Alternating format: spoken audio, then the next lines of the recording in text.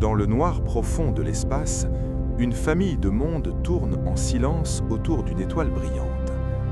Nous sommes dans le système solaire, un lieu né il y a environ 4,6 milliards d'années. À cette époque, tout commence par un grand nuage de gaz et de poussière. Lentement, ce nuage se resserre. Il tourne, il chauffe. Au centre, une lumière apparaît. C'est le Soleil.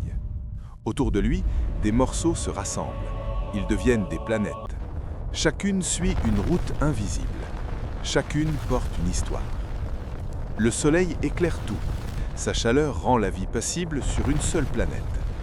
Mais les autres mondes, eux aussi, racontent quelque chose d'essentiel. Ils nous montrent ce que peut être une planète. Ils montrent les limites, les dangers et les merveilles de l'univers. La première planète est Mercure. Petite, rapide, elle tourne très près du Soleil. Sa surface est brûlante le jour, glacée la nuit. Il n'y a pas d'air pour protéger le sol, pas de nuages, pas de pluie, seulement des roches et des cratères. Mercure est un monde silencieux, un désert figé dans le temps. Elle nous rappelle à quel point le Soleil peut être puissant. Ensuite vient Vénus. De loin, elle brille dans le ciel. On l'appelle souvent l'étoile du matin ou du soir. Mais ce monde est trompeur. Sous ces nuages épais, la chaleur est extrême. L'air est lourd, il est rempli de gaz dangereux. Le sol est brûlant, assez pour faire fondre le plomb. Vénus tourne lentement, très lentement. Une journée y dure plus longtemps qu'une année. C'est un monde enfermé sous une couverture de nuages, un monde où la lumière du soleil ne touche presque jamais le sol. Puis vient la Terre, notre maison, une planète unique. Ici, l'air est respirable, l'eau coule sous forme liquide, les océans couvrent une grande partie de la surface, les continents portent des forêts, des montagnes, des déserts. La vie existe, elle est partout, des formes simples aux êtres complexes. La Terre tourne à une distance parfaite du Soleil, ni trop près, ni trop loin. C'est ce qui rend la vie possible. Mais la Terre n'est pas seule. Elle a un compagnon, la Lune. La Lune est grande pour un satellite. Elle éclaire les nuits, elle influence les marées.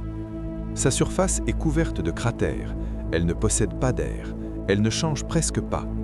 Depuis des milliards d'années, elle garde les traces du passé. Elle est comme une mémoire silencieuse du système solaire. Après la Terre vient Mars, la planète rouge. Sa couleur vient de la poussière de fer qui couvre son sol. Mars est froide, très froide. Son air est mince.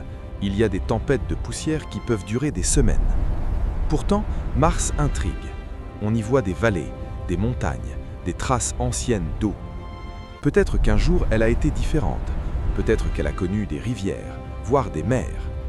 Mars porte une question, celle de la vie ailleurs. Mars possède aussi des satellites, deux petits objets irréguliers, Phobos et Deimos. Ils ressemblent plus à des rochers capturés qu'à de vraies lunes. Ils tournent rapidement autour de la planète. Phobos, le plus proche, se rapproche lentement de Mars. Un jour, il pourrait se briser.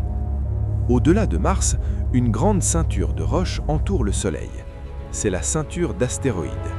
Des milliers d'objets de toute taille. Certains sont petits comme des pierres, d'autres sont presque des planètes.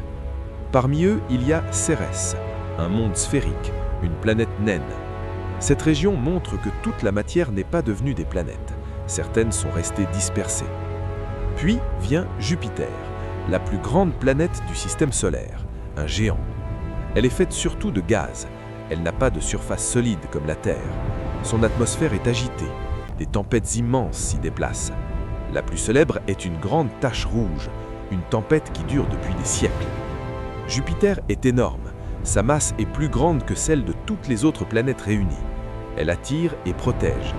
Sa force attire des comètes et des astéroïdes. Elle agit comme un bouclier pour les planètes internes. Jupiter possède de nombreux satellites, des dizaines. Certains sont fascinants. Io est couvert de volcans. Son sol change sans cesse. Europe est couverte de glace. Sous cette glace, il pourrait y avoir un océan liquide. Ganymède est le plus grand satellite du système solaire. Il est même plus grand que la planète Mercure. Callisto est ancien. Sa surface est marquée d'impacts anciens. Ces lunes sont comme des mondes à part entière. Elles élargissent notre vision de ce que peut être un environnement habitable. Après Jupiter, il y a Saturne, une autre géante gazeuse.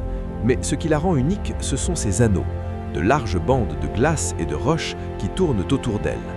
Ces anneaux sont fats, mais très étendus. Ils brillent dans la lumière du Soleil. Saturne est moins dense que l'eau. Elle est composée surtout d'hydrogène et d'hélium. Saturne possède aussi de nombreux satellites. Titan est le plus grand. Il a une atmosphère dense. Sur sa surface, il y a des lacs. Mais ces lacs ne sont pas faits d'eau. Ils sont faits de méthane liquide. C'est un monde étrange, un monde où la chimie est différente. Encelade est un autre satellite important. Il rejette de la vapeur d'eau dans l'espace. Cela suggère qu'il y a un océan sous sa glace solide. Encore une fois, une question apparaît. Peut-il y avoir de la vie dans ces océans cachés? Plus loin encore, il y a Uranus, une planète différente. Elle tourne presque couchée sur son côté. Son axe est incliné de façon extrême. Cela crée des saisons très longues. Uranus est une géante glacée. Elle est composée de gaz, mais aussi de glace comme l'eau, l'ammoniac et le méthane. Sa couleur est bleue, calme à l'apparence, mais elle cache des mystères. Pourquoi est-elle inclinée ainsi? Peut-être qu'un choc ancien l'a renversée. Uranus possède aussi des satellites. Certains sont grands, d'autres plus petits. Ils portent des traces de fractures et de glaces anciennes. Ils témoignent d'un passé mouvementé.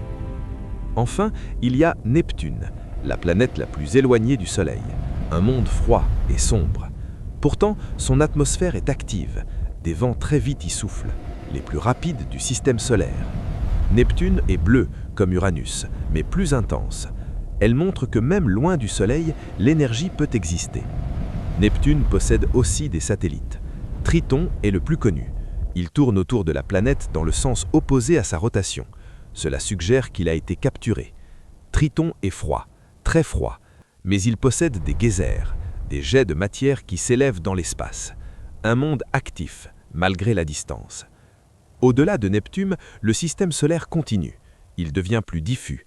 Il y a des objets glacés, des planètes naines, comme Pluton, des comètes qui viennent de loin.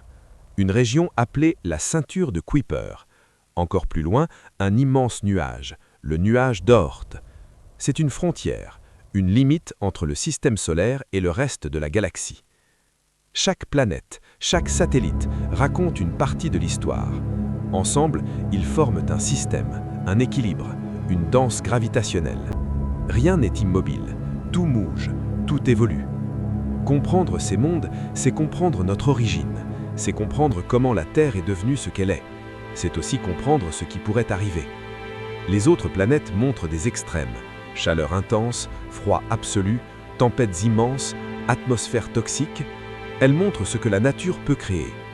Mais elles montrent aussi des possibilités, des océans cachés, des mondes actifs sous la glace, des environnements inattendus.